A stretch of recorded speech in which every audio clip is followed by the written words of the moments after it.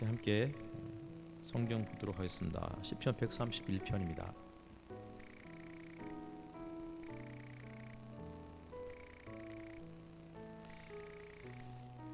저 여러분이 교독하고 맨 마지막 3절은 한 목소리로 같이 읽겠습니다. 제가 먼저 읽겠습니다.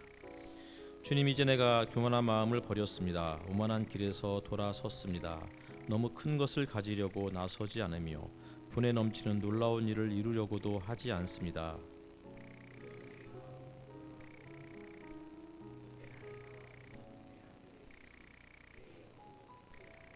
같이 읽겠습니다.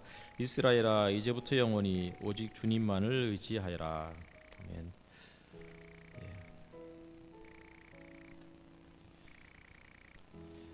한 주간 평안하셨나요? 마이크가 잘 들리나요?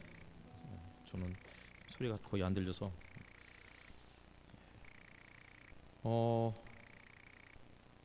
갑자기 이제 본격적으로 여름이 시작이 되었고 또 세상이 갈수록 더 혼란 가운데 더 갈등과 분쟁, 전쟁의 상태로 그렇게 또 접어드는 것 같은 그런 안타까운 소식들을 또 자꾸 접하게 됩니다. 지난 주 중에는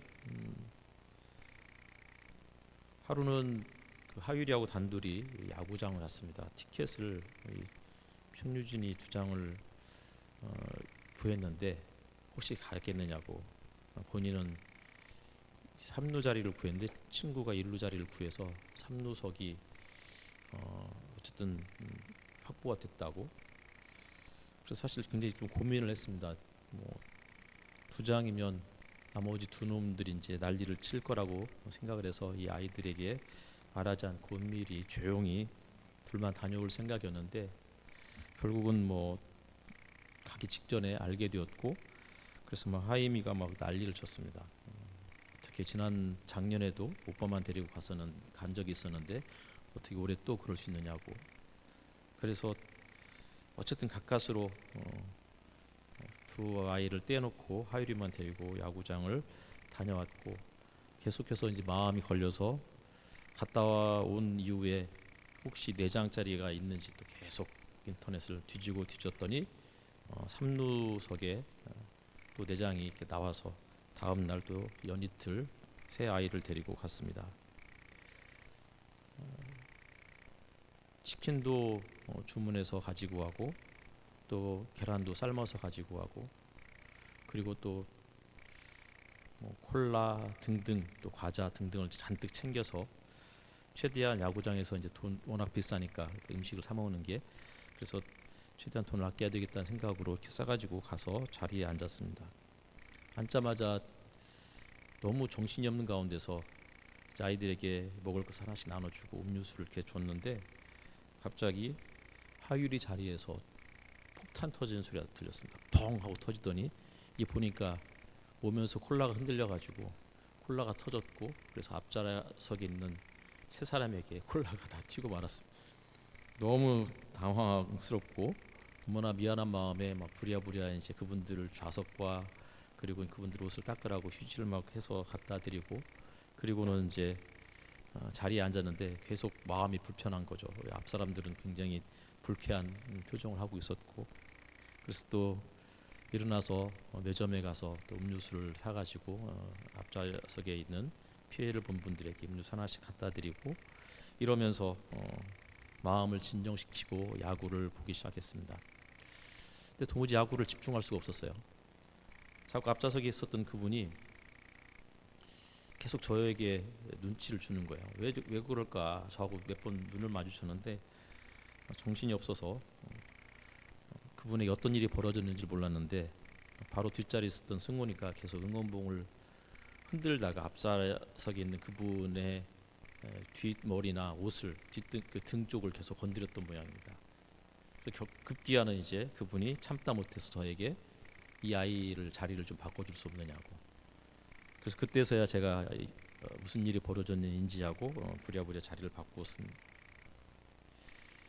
거기서 끝이면 좋았을 텐데 승훈이가 삶은 계란을 자기 가방에 넣고 가겠다고 했었는데 그 가방을 깔고 앉는 바람에 삶은 계란이 다 터져서 차마 이것을 먹을 수도 없고 그렇다고 다 버릴 수도 없어서 결국은 집까지 가지고 와서 먹을 수 있는 것만 따로 몇 개 빼놓고 나머지는 그냥 대충 물로 씻어서 제가 그냥 버리기 아까워서 주섬주섬 먹으면서 야구를 보러 간 건지 내가 뭘 했는지 야구를 본 것은 전혀 기억이 안 나고, 그래서 한 집에 돌아오고 나서도 다시 하이라이트를 보면서 이런 장면이 있었구나를 확인하게 되었습니다. 정말 정신없는 한 주였습니다. 근데 뭐 그건 개인적인 일이었는데, 지난주 중에는 또 이스라엘이 이란의 핵시설물들을 폭격하는 그러한 일들이 있었습니다. 그리고 이에 대해서 또 이란도 바로 보복으로 이스라엘을 또 향해서 미사일과 또 군사용 드론을 또 이렇게 발사하고 그래서 그 공격했다라는 뭐 이런 소식들이 소식들을 접하면서 세상이 갈수록 더 안전하고 평화로운 곳이 되어야 될 텐데 갈수록 더 무서운 곳, 더 두려운 곳이 되어가는 것은 아닐까라는 생각들을 해보게 되었습니다. 이스라엘이 미국을 등에 업고 수십 년간 이스라엘이 팔레스타인 종족 청소를 자행해 왔습니다. 나크바라는 단어가 있어요.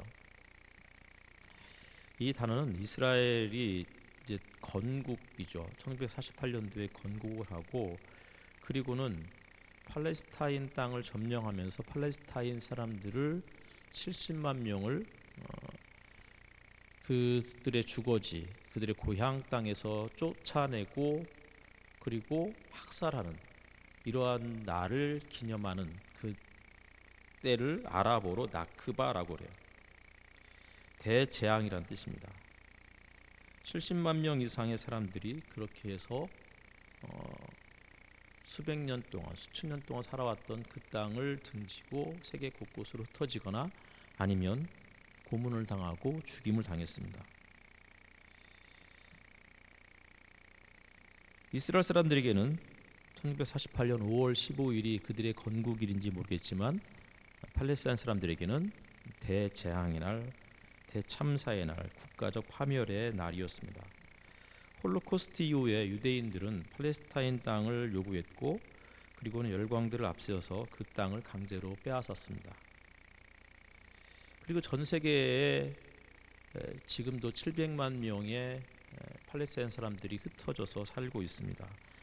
그들은 여전히 팔레스타인 땅으로 귀환할 것을 유엔에 계속 요구하고 있지만 유엔은 그 사실들의 그 요구에 대해서 귀를 막고 있습니다. 사실 홀로코스트만큼 중요한 사건이 나크바 사건이죠. 그러나 전 세계 언론은 그들의 절규를 외면하고 있고, 따라서 우리도 그 나크바가 무슨 뜻인지 정말 수많은 사람들이 어떤 고통 속에서 살고 있는지를 우리는 잘 알지 못합니다. 기독교 공동체는 이스라엘만이 하나님의 선택을 받은 백성들이 아니고,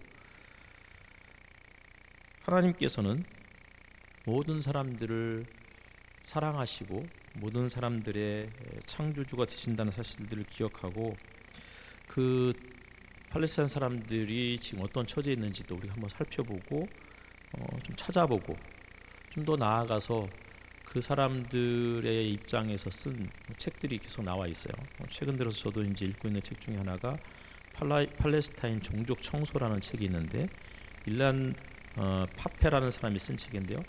그 책이 올 초였나요? 아마 텀블벅을 해서 저 역시도 이제 선 결제를 하고 그 책을 주문해서 그래서 받아보고 조금씩 읽고 있습니다.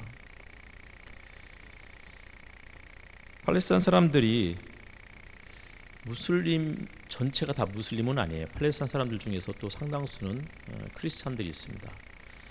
어쨌든 그 사람들이 무슬림이건 크리스찬이건 그거와 상관없이 그들 모두는 다 존중받아야 되는 사람들이고, 기독교는 따라서 특정 민족만이 아니라 모든 사람을 사랑하고 창조하신 그 하나님을 믿는 사람들이기 때문에 그런 사람들을 또 관심 갖고 위해서 기도해야 되는 그런 또 책임이 주어져 있습니다. 태초에 하나님이 천지를 창조하시니라.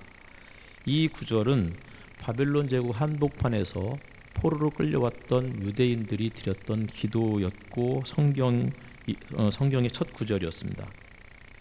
바벨론 제국에서 사람 취급받지 못하고 차별과 혐오의 대상으로 살았던 사람들이 자신들이 믿는 하나님은 바벨론 사람만 창조하신, 바벨론 사람만 하나님의 형상대로 창조된 사람들이 아니고 모든 사람을 창조하셨고 모든 사람들이 다 하나님의 형상을 담지하고 있는 사람들이다 라는 그런 마음으로 창세기 1장 1절을 써내려갔고 그것을 같이 낭송했습니다. 지난주 설교에서 제가 창세기 2장에 하나님께서 진흙으로 사람을 만드시고 그 코에 생기를 부어넣어 넣으셨다라는 내용을 깊은 물에 던져진 사람을 건져주시고 인공호흡해서 살려내는 모습으로 말씀을 드렸습니다. 깊은 물, 히브리로 테홈이라고 하는데 깊은 물에 던져진 사람은 숨을 쉴 수 없는 상태입니다. 주변 세계와 단절된 채 버려진 존재, 잊혀진 존재, 그가 깊은 물에 빠져 있는 사람입니다. 그는 사람들에게서뿐만 아니라 하나님에게로부터도 버림받고 잊혀졌다고 생각했습니다. 다시 본토로 돌아갈 수 있다는 희망이 사라질 무렵 요나서 2장 3절의 말씀처럼 하나님께서 나를 바다 한가운데 깊음 속으로 던지셨으므로 큰 물결이 나를 에워싸고 주님의 파도가 큰 물결이 내 위에 덮쳤습니다. 이런 말씀처럼 하나님께서 자신을 바다 한가운데 깊은 물 속에 던지셨다고 요나가 그렇게 이야기하고 있습니다. 그러니까 바다에 던진 당사자가 다른 분이 아니고 하나님이라는 사실, 자신을 감싸고 죽이는 파도가 다름 아닌 주님의 파도라고 이렇게 이야기하고 있습니다. 하지만 요나는 거기서 그치지 않고 다음 장면으로 이어지죠. 내가 주님께 아뢰기를 주님의 눈앞에서 쫓겨났어도 내가 반드시 주님 계신 성전을 다시 바라보겠습니다. 나는 땅속 몇 뿌리까지 내려갔습니다. 땅이 빗장을 질러 나를 영영 가두어 놓으려 했습니다만 주 나의 하나님 주님께서 그 구덩이 속에서 내 생명을 건져주셨습니다. 요나서의 말씀이죠. 그러니까 깊은 물 속에 가라앉아서 서서히 희망이 사라지고 있을 때 이제는 모든 것을 다 포기해야 되겠다고 생각했을 즈음에 요나는 그 한복판에서 가장 깊은 곳에서 탄식을 혹은 절규를 기도로 바꾸었습니다. 하나님의 성전을 바라보겠다고 결단했고 그리고는 하나님의 구원에 대한 희망, 기대를 노래하기 시작했습니다. 창세기 1장 2절의 내용도 그런 내용이죠. 깊은 물 한복판에서 하나님의 영이 수면 위를 운행하셨다. 성경에는 기억하라는 말씀이 이렇게 많이 나와요. 그 중에 가장 대표적인 말씀은 아마 예수님께 향유를 부은 여인을 기억하라는 그런 말씀일 것 같습니다. 복음이 전파되는 곳에서는 이 여자가 행한 일도 말하며 그를 기억하라. 또 한 구절은 십자가에 달린 그 한편 죄수가 예수여 당신의 나라에 임하실 때에 나를 기억하소서 이렇게 이야기했는데 어쨌든 이 기억하라는 말은 초의 만찬에서도 십자가 그 자리에서도 혹은 예수님께 향유를 부은 여인의 그 자리에서도 이렇게 기억하라는 단어가 사용되고 있습니다. 기억한다는 것은 시공간을 초월해서 서로 내가 알지 못하는 나와 다른 누군가와 연결되는 매개가 기억하는 것입니다. 기억한다는 것은 사람이 무엇이기에 그렇게 생각하여 주시며 인생이 무엇이기에 이토록 생각하여 주십니까? 라는 시편 말씀처럼 하나님께서 허무한 때로는 무가치한 것 같은 우리 자신을 하나님이 기억해 주셨다는 뜻이고 이 기억은 하나님과 내가 연결되었다는 뜻입니다. 그러니까 그 누구도 나를 기억해 주지 않을 것 같은 상황에서 하나님이 우리를 기억해 주신다는 거예요. 이 말은 단순히 기억한다는 것에서 머물지 않고 하나님께서 이제 수면 위를 운행하시고 본격적으로 우리를 건져내서 창세기 2장의 말씀처럼 우리를 다시 빚으시고 그 코에 숨을 불어넣으셔서 다시 살게 만들어 주신다. 이런 뜻일 것 같습니다. 수면 위를 운행하셨다의 운행했다라는 단어가 구약 성경에는 딱 2번 나와요. 창세기 1장 2절 그리고 신명기 나와 있습니다. 신명기 32장에는 마치 독수리가 새끼들을 위해서 퍼덕이며 할 때 이 퍼덕인다, 새끼들을 위해서 퍼덕인다, 이 단어가 수면 위를 운행하셨다의 운행한다는 단어와 같은 단어입니다. 그러니까 마치 하나님이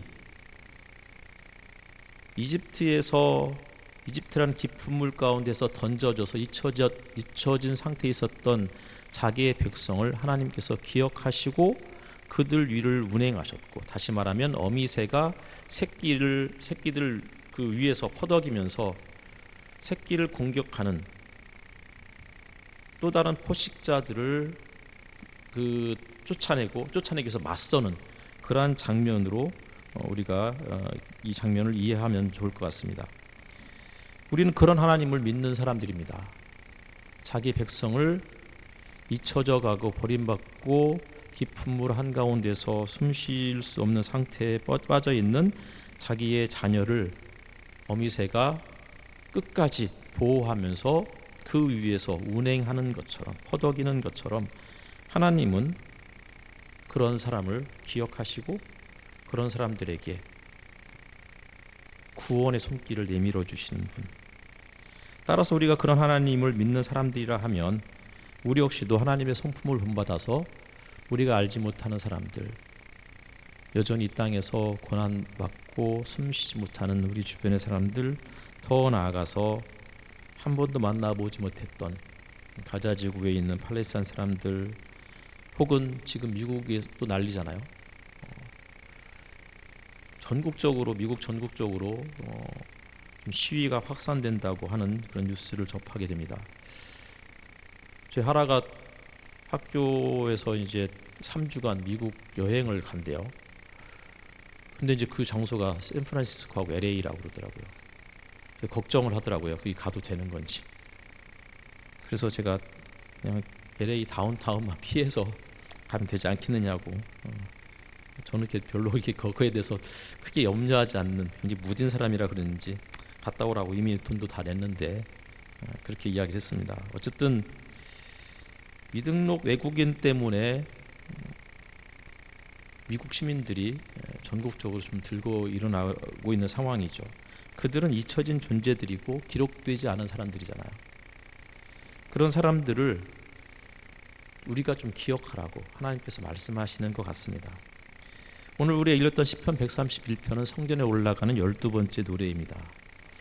이 노래의 표제가 이렇게 되어 있어요. 다윗의 시, 성전에 올라가는 순례자의 노래. 다윗의 시이면서 동시에 순례자의 노래, 성전에 올라가는 노래래요. 근데 사실은 다윗은 성전을 건축하지 못한 사람이잖아요. 사실은 성전과는 직접적으로 연결되지 않는, 성전과는 무관한 사람일 수 있습니다. 하지만 우리가 너무나 잘 알고 있듯이 다윗은 늘 성전을 사모했고 성전을 자기 손으로 짓고 싶어 했던 사람이었습니다. 하지만 하나님께서 그것을 허락하지 않으셨죠. 사실 다윗은 전쟁과 정치를 통해서 정말 많은 사람을 죽였던 장본인이었고, 하나님께서는 그런 다윗에게 성전을 건축하는 것을 허락하지 않으셨습니다. 사실 다윗은 성전 건축을 자기의 능력대로, 자신의 뜻대로 그렇게 추진할 수 있었던 능력자였습니다. 하지만 다윗은 성전 건축을 허락하지 않으시는 하나님의 뜻에 순종했습니다.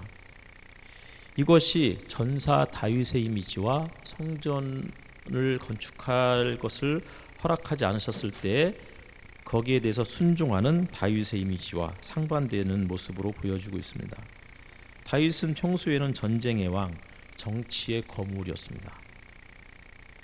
하지만 그는 그의 또 다른 모습은 하나님 앞에서 늘 낮아지고 하나님 앞에서 자신의 내면을 살펴보고 자신의 고요함, 겸손함 이런 것을 지켜내기 위해서 누구보다도 노력하고 애를 썼던 사람으로 그렇게 또 성경 또 다른 다윗의 모습을 묘사해주고 있습니다.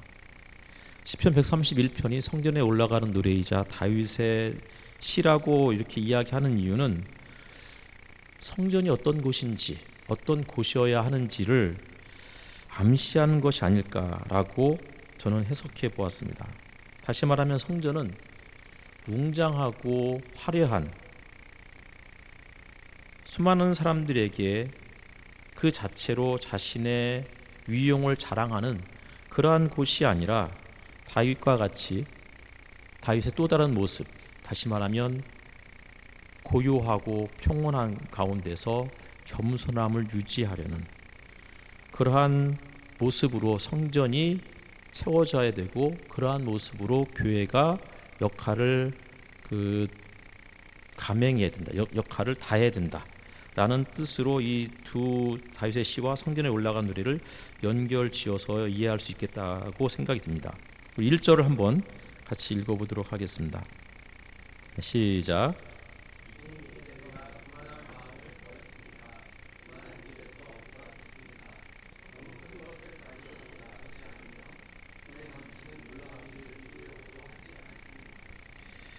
성전에 올라간다라는 이것은 굉장히 은유적인 표현이잖아요. 또 올라간다는 것은 상승이에요. 그런데 성전에 올라가는 이 노래가 1절에는 교만한 마음을 버리고 오만한 길에서 돌아서고 큰 것을 가지려고 나서지 않고 분에 넘치는 일을 이루려고 하지도 않겠다고, 다시 말하면 낮아짐, 비움, 겸손, 이런 모습으로 그렇게 표현하고 있다는 거예요. 그러니까 올라감과 내려감, 높아짐과 낮아짐, 이런 것들이 대비되는 거예요. 성전에 올라간다는 것은 다시 말하면 낮아지는 것이고, 하나님 앞에 선다는 것은 다시 말하면 하나님 앞에 엎드린다는 것입니다. 이것이 신앙의 궁극적인 모습이다라고 보여주고 있는 거예요. 그러니까 성전에 올라가는 이 순례의 노래는 단순히 지리적인 어떤 상승 이런 것이 아니고 영적인 상승의 여정이다라고 이야기해주고 있는 거죠. 영적인 상승, 영적으로 성전에 올라간다는 것은 하나님 앞에서 자기를 비우고 낮추고 낮아지는 모습. 그래서 다윗은 1절에서 교만한 마음을 버리고 오만한 길에서 돌아섰다고 고백하고 있는 것입니다. 더 나아가서 너무 큰 것을 가지려고 나서지 않겠다고, 분에 넘치는 놀라운 일을 이루려고도 하지 않겠다고 이야기하고 있어요. 너무 큰 것, 혹은 크고 위대한 일, 이것이 어떤 것인지는 정확하게 우리가 알 수 없습니다. 하지만 다윗은 당시의 최고의 지도자였고 절대 군주였습니다. 절대 군주로서 자신이 하고자 하면, 마음을 먹고자 하면 성전을 건축하고 자기가 할 수 있는 모든 일들을 이룰 수 있는 그러한 능력자였습니다. 하지만 그는 그것이 하나님의 주권에 속한 일이고, 그것이 하나님의 뜻에 속한 일이라면, 다시 말하면 자신의 능력을 초월해서 하나님께 속한 일이라면 기꺼이 그것을 하지 않겠다고, 내려놓겠다고 이야기해주고 있는 것입니다. 그러니까 자기가 능력이 있음에도 불구하고 그것을 행하지 않는 것, 이것은 정말 엄청난 결단이 아닐까 싶습니다. 다윗은 사실 야망이 큰 사람이었죠. 성전을 건축하고자 했고 영토를 확장하려고 정말 많이 노력했고, 왕권을 강화하기 위해서 또 많은 여인들을 아내로 취한 사실들이 있습니다. 정치적 권모술수가 탁월한 사람이기도 했죠. 그래서 왕위를 그런 권모술수를 통해서 왕위를 유지하고 싶었고, 또 때로는 하나님께 신탁하지 않고 자기의 뜻대로 전쟁에 나가서 전쟁에서 승리를 거두고, 그리고 외교적인 그런 이득을 누릴 수도 있었던 사람이었습니다. 하지만 그는 그런 일들을 하지 않으려고 최선을 다해서 노력했던 사람이었습니다. 분에 넘치는 놀라운 일을 이루려고 하지 않았다. 하나님의 섭리와 하나님의 신비의 영역, 이런 것들이 있어요. 그러니까 우리가 이해할 수 없는 일들이 있어요. 분에 넘치는 일들. 근데 우리는 종종 분에 넘치는 축복을 받고 싶어하고, 분에 넘치는 하나님의 뜻을 이해하려고 발버둥을 쳐요. 그리고 그것을 어느 정도 조금 깨닫고 그런 축복을 누렸을 때 사람들에게 서둘러서 나누고 싶어 해요.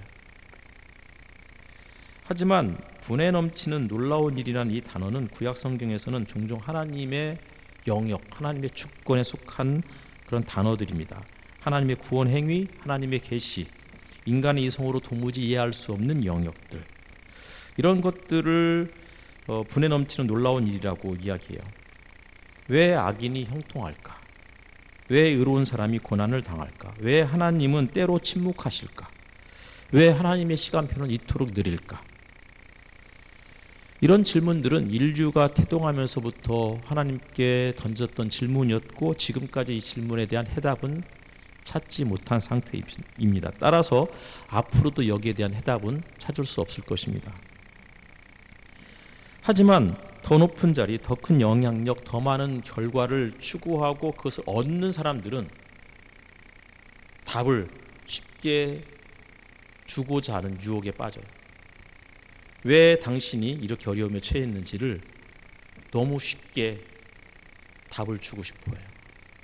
이것 때문이다, 저것 때문이다. 저 역시도 그런 마음들이 있어요. 더 많은 사람들이 모였으면 좋겠고, 더 많은 인기를 누리고 싶어요. 우리 꿈 있는 교회 유튜브가 있어요. 지난주에는 이제 다시 그 꿈 있는 유튜브에 호모부커스, 그래서 오세준 목사님과 제 책 소개하는 영상도 찍어서 올리기 시작했어요. 우리 교회 유튜브의 구독자가 230만 명 정도 되면 좋겠는데 230명이더라고요. 230만 명 되면 좋겠는데 영상을 업로드하면 하루 만에 100만 명이 구독했으면 좋겠지만 벌써 일주일이 다 돼가도 50명도 보지 않아요. 그것도 제가 막 그 페이스북에 공유하니까 아마 15분짜리 영상인데 그 중에 뭐 잠깐만 보다가 아 이런 영상이구나 하고서 그냥 맛만 보고 나간 사람들까지 다 해서 50명이 안 돼요. 수백 명의 교인이 모이는 그런 교회가 되었으면 좋겠다라는 생각들을 뭐 늘 갖고 있죠. 어떻게 그런 마음을 다 비우고 살겠어요. 하지만 그런 마음이 있어도 구독자 100만 명, 230만 명을 확보하기 위해서 사람들에게 우리 교회 유튜브를 구독해달라고 드라이브를 걸지 않아요.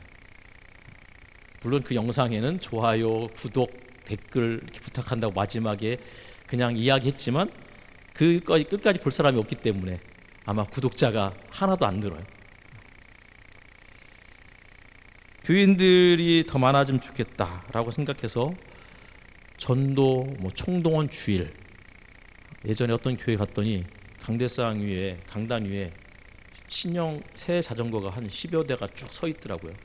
그래서 저희 자전거가 뭐냐고 물어봤더니 총동원 주일 때 한 사람이라도 데려온 사람에게 자전거를 선물로 준다고. 그래서 저 교회 다니고 싶다라는 생각이 들었어요. 또 서울에 있는 정말 큰 교회에는 아이패드를 준다고 그러더라고요. 이게 웬일인가 싶어서 그때 아이패드가 없었던 시절이었기 때문에 아이패드를 갖고 싶어서 그 교회에 등록할까 이런 생각도 해본 적이 있어요.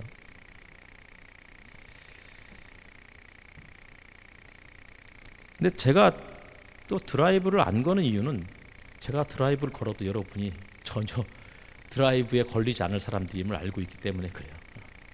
전도 좀 합시다 이렇게 해도 안 할 거잖아요. 여러분들은 목이 곧은 백성이니까. 하나님의 마음을 누구보다 잘 알고 하나님의 뜻을 바로바로 풀어주는 사람이 되고 싶기도 해요. 내년 이맘때에 좋은 일이 생길 겁니다.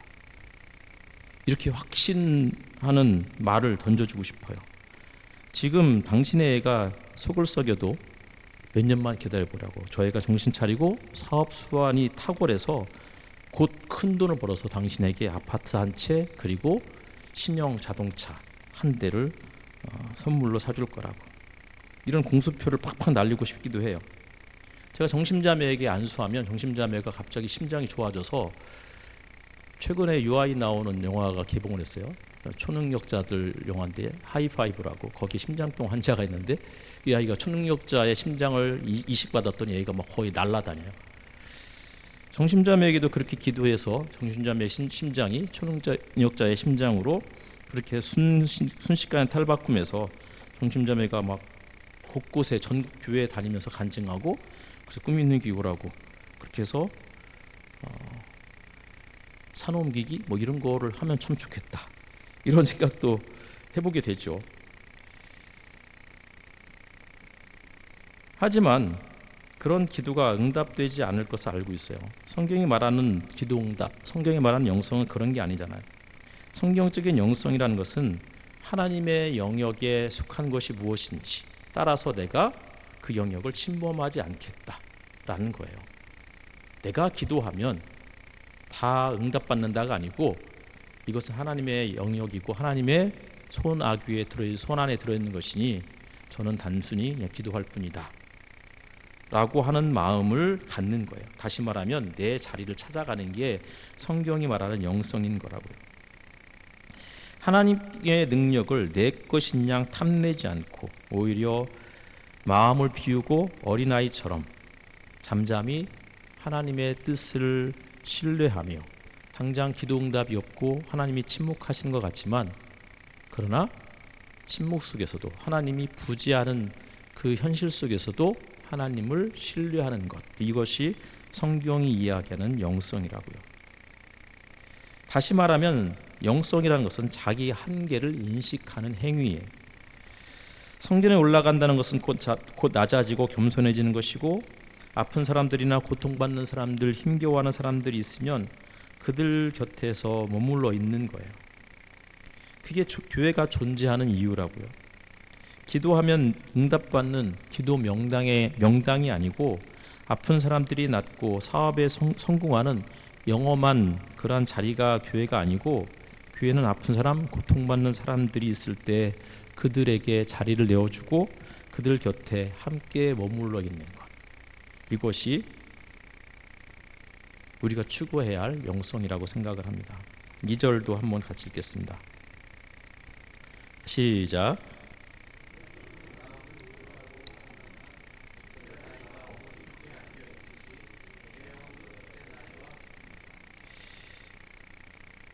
너무 큰 것을 얻으려고 나서지 않고 분에 넘치는 일을 하려고 하지 않으니 오히려 나에게 찾아온 유익은 고요와 평안이다 라고 이야기하고 있습니다. 그러니까 고요하다, 평온하다, 이 말은 단순히 내가 감정을 조절하겠다라는 뜻은 아니에요. 이 단어는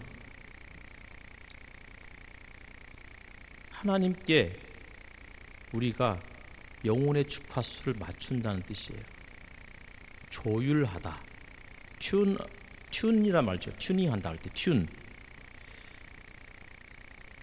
고요하다 이 말은 침묵하다라는 뜻인데, 침묵하다라는 이 단어는 우리가 침묵하시는, 그리고 침묵 속에서 침묵으로 말씀하시는 하나님의 마음에 우리의 영혼을, 우리의 내면의 상태를 튜닝하는 거예요. 많은 것을 가지려 하지 않고 더 큰 일을 행하려 하지 않고 오히려 그런 것들을 비우는 거예요. 많은 것을 갖고 싶었어요. 서둘러서 교회를 키우고 싶고, 그래서 더 유명해지고 싶고, 근데 그럴 때마다 더 조급해지고 내 마음의 고요함과 평온함이 사라지게 돼요.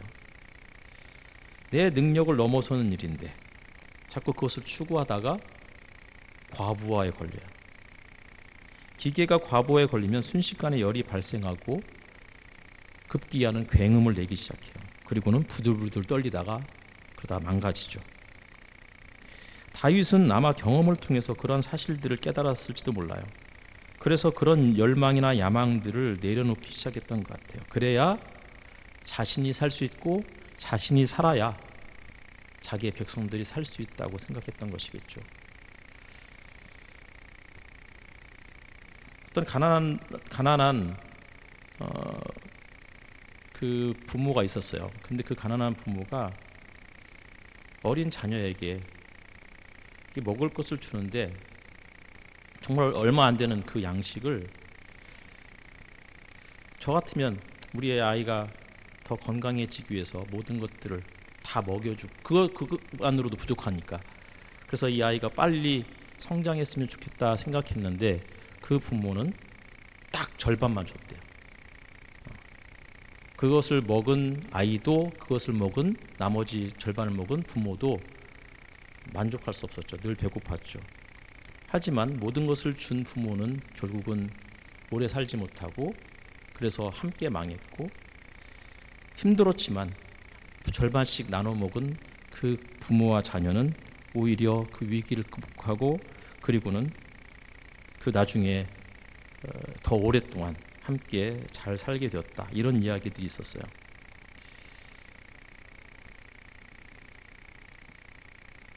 내가 살아야 되는 상황이 찾아올 때 어느 정도 내 것을 확보하는 일, 이것은 이기적인 것이 아니고 내가 잘 살고 내 안에 평온함과 고요함이 유지될 때 그럴 때 또 동시에 내 주변에 있는 사람들도 함께 평온함과 고요함을 유지할 수 있다. 이런 뜻으로 그 내용들을 이해하게 되었어요. 따라서 우리는 하루에 몇 분이라도 침묵하고 기도하는 시간들을 가질 필요가 있어요. 요즘처럼 정말 빠르게 움직이는 시대가 없는 것 같아요. 정신 못 차릴 정도로 정말 수많은 정보들이 쏟아져 나오고 있어요. 소음을 넘어서 굉음이 막 우리 주변에서 늘 넘쳐나요. 이럴 때일수록 조용한 시간, 아무것도 듣지 않는 시간, 소음을 넘어서 굉음이 넘쳐나는 이 시대에 오히려 아무것도 듣지 않고 TV나 스마트폰을 통해서 늘 쏟아져 내는 그 빛들이 충만한 그런 시대에 모든 빛을 차단하고 조용히 눈을 감고 어둠 속에서 아무것도 보지 못하는 가운데서 우리에게 빛으로 다가오시는 하나님, 아무것도 들리지 않는 그 상황에서 침묵으로 말씀하시는 그 하나님의 소리를 듣는 연습들이 그럴 때야 비로소 우리가 또 다른 소리를 듣게 되고 또 다른 세상을 보게 되는 것이 아닐까 싶어요. 젖된 아이가 있어요. 젖을 떼는 아이.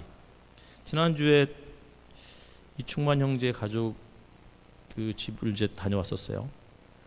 하소미가 이유식을 이제 하고 있는데 처음에 이제 젖을 먹을 때는 젖을 먹는 것 때문에 힘들었고, 근데 이제 젖을 떼고 이제 이유식 하니까 이 젖을 먹을 때보다 더 힘든 상황이라고 하더라고요. 애가 늘 젖에 익숙해 있다가 엄마 모유에 익숙해 있다가 이제 이유식을 먹으려니까 못 먹겠다고 계속 뱉어냈고, 그러다가 이제는 조금씩 먹기 시작한 거죠. 젖을 뗐다는 것은 이유식에 접어든 아기를 말하는데, 젖을 먹을 때 아기는 사실은 생존을 위해서 그냥 배고프면 울면 엄마가 젖을 물리고 그러면 즉각적으로 자기의 배고픔을 충족시키는 시기가 젖을 먹는 시기예요. 그런데 젖을 떼는 시기는 이제 젖이 아니고 단단한 음식을 먹어야 되는 시기인 거잖아요. 아기에게는 젖을 먹었던 아기가 갑자기 이유식을 한다고 그러면 상당히 이것은 충격이었을 거예요. 어떻게 이런 말도 안 되는 것을 나에게 먹으라고 그러지? 근데 상상해 보세요. 우리 하율이가 여전히 지금도 배고플 때마다 엄마 젖을 먹겠다고 그러면 그것을 지켜보는 저도 굉장히 민망할 것 같아요. 젖을 먹는 것은 즉각적인 보상이에요. 힘들 때, 배고플 때 물면 바로 나오는 것, 누르면 바로 나오는 기도 응답, 이런 것들이 젖을 먹는 시기일 거예요. 하지만 젖을 떼는 시기는 정해져 있어요. 시간이 정해져 있어요. 그리고 단단한 음식을 자기의 그 치아로 이것을 저작 활동을 통해서 삼키고 소화해내야 되는 거예요. 배고픔이나 결핍의 순간이 찾아와요. 공복의 시간들이 찾아와요. 그리고 그 공복이 길어요. 젖을 먹는 시기보다. 하지만 어느 순간에 공복의 편안함을 즐기기 시작하는 때가 찾아오고, 단단한 음식을 먹으면서 젖을 먹었을 때에 느끼지 못했던 맛의 신비, 신비한 맛의 세계를 깨닫게 돼요.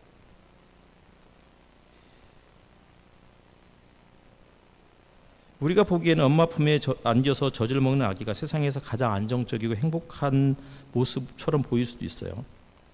하지만 때가 되면, 그 시기는 잠깐이고 때가 되면 우리는 젖을 떼고 이유식에서 더 단단한 음식을 먹어야 돼요. 그리고 단단한 음식을 먹으면서 이 음식이 이렇게 다양할 수 있겠구나. 어떻게 이런 향을 내지? 제가 커피를 좋아하잖아요. 그래서 커피 맛집이 있다 그러면 어지간하면 가서 그 커피의 맛을 즐기고 싶은 그런 욕구가 있어요. 이제 가끔씩 교회에서 이제 커피를 내려드리면 어떤 분들은 그냥 이 무슨 커피냐고, 그냥 커피 믹스가 최고지라고 말씀하시는 분들도 있어요. 처음에 커피를 원두를 사서 교회에서 갈아드렸더니 커피를 마시는 사람이 한두 명밖에 없었어요.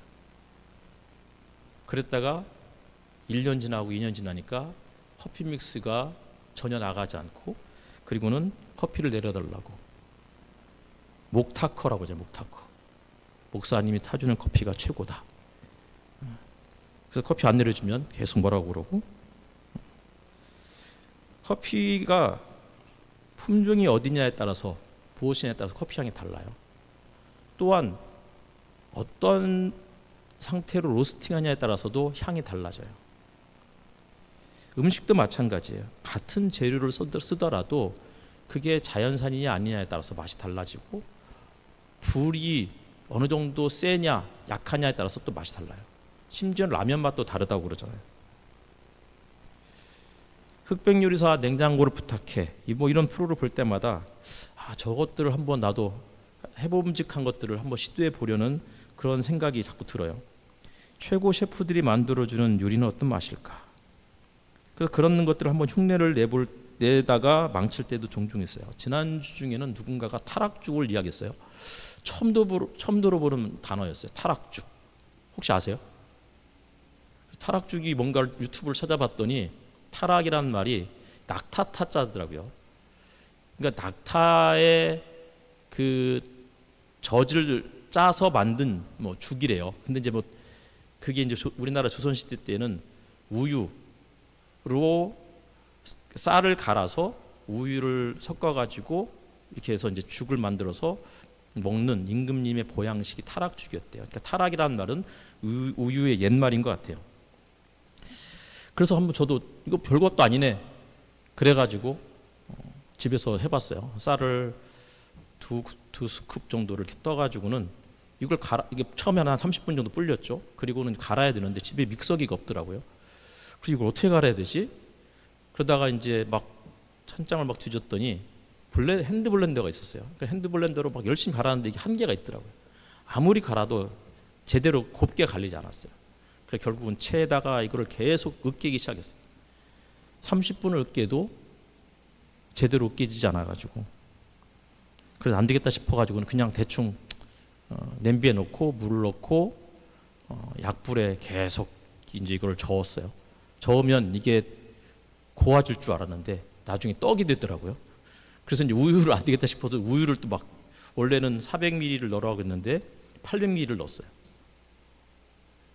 그래도 이게 잘 되지 않아서 결국은 불을 끄고서는 다시 이걸 또 체에 걸르고, 유튜브에는 20분이면 완성된 요리였는데 거의 1시간 반을 했어요. 그리고는 정말 힘겹게 해서 아이들에게 갖다 줬더니 하율이는 딱 맛을 보자마자 숟가락을 탁 내려놓고 자기 방에 쏙 들어가 버렸어요. 먹을 수가 없다고.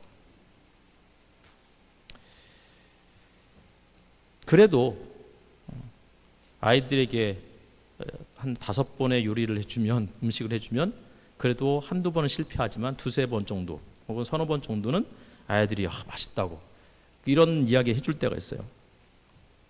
저런 아이들이 이제 맛의 세계를 알아가는 거죠. 하나 엄마가 있었어요. 이 엄마가 아이가 있었는데 이제 2돌이 지난 이제 그런 아이였어요. 젖을 떼는데 젖을 떼려고 하는데 아이가 밤마다 울면서 보치는 거예요. 그러다가 이제 아이도 어느 정도 포기하기 시작했고, 그리고는 어느 순간에 젖보다는 엄마가 주는 이유식이 더 맛있다라는 그런 생각을 하게 되고, 그러면서 이제 이유식을 먹고 서서히 잠들어가는 이런 모습이 2절의 말씀인 것 같아요. 다시 말하면 우리가 하나님께 기도했는데, 우리가 정말 신앙생활을 하는데 하나님께서 즉각적으로 응답하지 않으세요. 하나님의 침묵, 다시 말하면 우리의 공백이 길어지는 거예요. 공복이 길어지는 거예요. 배가 고파요. 배고픈데 요리가 완성이 안 돼요. 기다렸는데 맛이 하나도 없어요. 그래서 그렇게 배고픈데도 못 먹겠다고, 그리고는 한 숟갈 탁 먹고는 자기 방에 쏙 들어가는 그런 때가 있어요. 하지만 그럼에도 불구하고 그런 시기가 하나님의 마음, 하나님의 신비, 침묵 속에서 여전히 우리에게 말씀하시고 아무것도 하지 않는 것 같이 보이는 그러한 현실 속에서도 여전히 우리를 위해서 무언가를 만들어 주시고 무언가를 이루시는 그런 하나님을 경험할 수 있다는 거예요. 그래서 시편 기자가 노래하는 거죠. 젖된 아이가 어머니 품에 안겨 있듯이 내 영혼도 젖된 아이와 같습니다. 그러니 마지막 절이죠. 이스라엘아 이제부터 영원히 오직 주님만을 의지하여라.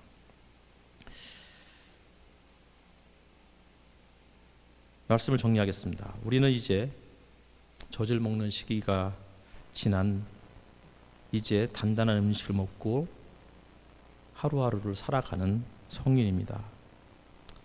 더 이상 어머니의 가슴에 매달려서 울 수 없는 아이입니다.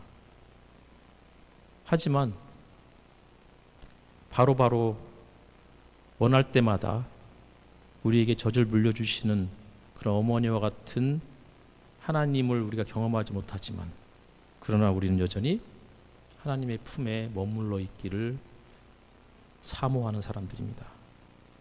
하나님의 품에 머물러서 그분의 체온, 그분의 온기를 느끼면서 그분이 우리에게 주시는 간헐적이지만 그 은혜를 누리면서 한 주 한 주, 한 달 한 달을 그렇게 살아가는 순례의 여정에 오른 사람들입니다. 기도하겠습니다.